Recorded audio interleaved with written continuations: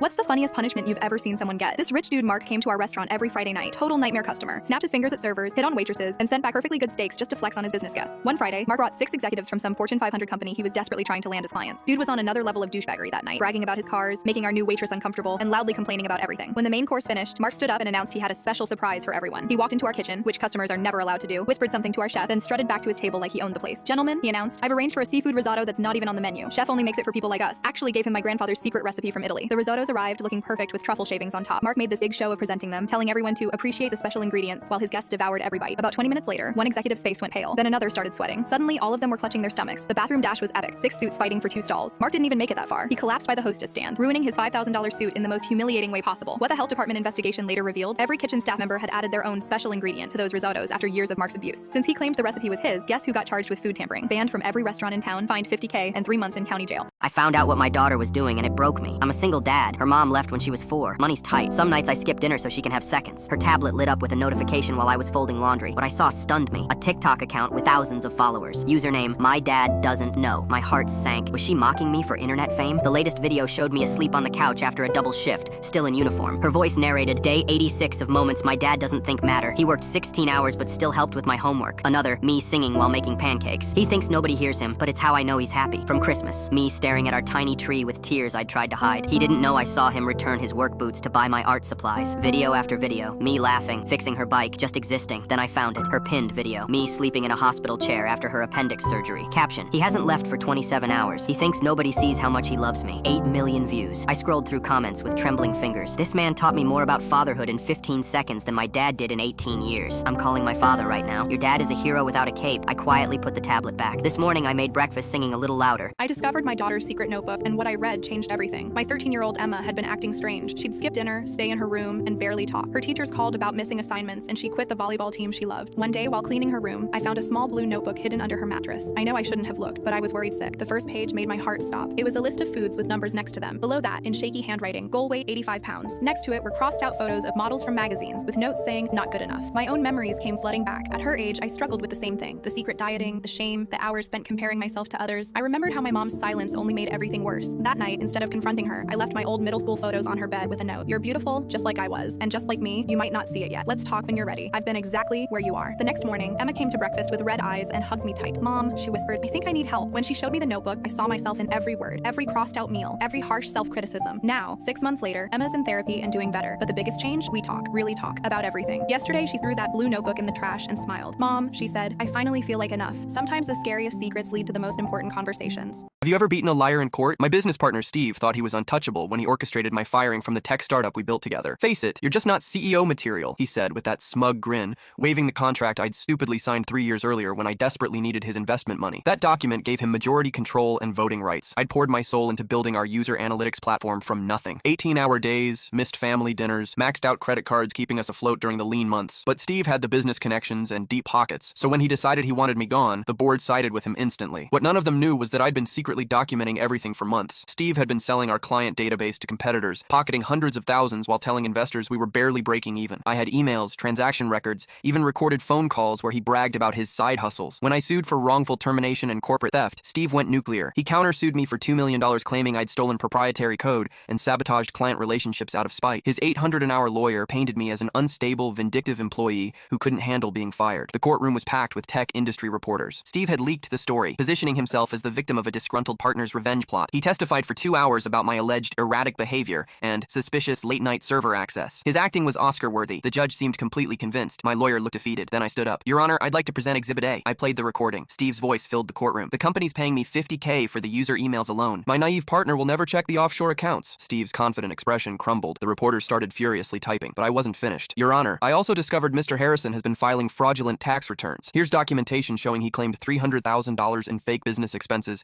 including a company retreat that was actually his family's Hawaii vacation. Steve's lawyer was frantically whispering, trying to get him to shut up, but Steve couldn't help himself. He started yelling about how I'd illegally recorded him, how I was violating attorney-client privilege, making it worse with every word. The judge banged her gavel. Mr. Harrison, I suggest you exercise your right to remain silent. That's when the FBI agents walked in. Turns out my lawyer had contacted them weeks ago. Steve was arrested right there in the courtroom for wire fraud, tax evasion, and corporate espionage. The handcuffs clicking shut was the most satisfying sound I'd ever heard. 2 months later, I got the company back, plus $1.8 million in damages. Steve's facing 15 years in federal prison. He called called me from jail last week. I seriously underestimated you, partner. I hung up without saying a word. His wife divorced him, his kids won't speak to him, and our former clients are lining up to sue him personally. The news made TechCrunch with the headline, Silicon Valley Startup Scandal Exposes $1 million Fraud. My company's valuation actually increased because investors saw I had integrity. Last month, Steve's mansion went into foreclosure. I drove by and saw the bank-owned sign on the lawn. His Tesla was gone, replaced by his lawyer's beat-up Honda as they cleaned out his office. If he'd just been honest and worked with me, we could have built something incredible together. Instead, his greed cost him everything. 3 weeks ago, I got a LinkedIn message from Steve's son. My dad destroyed our family, but your company inspired me to study computer science. Could I intern for you next summer? I hired him on the spot. Sometimes the best revenge is building something better than what was stolen from you. Steve's brother sent me a newspaper clipping of his sentencing. 15 years, just like they said. Written on the margin. He finally got what he deserved. Am I the jerk for completely destroying my former friend's entire life? Or did he get exactly what he deserved?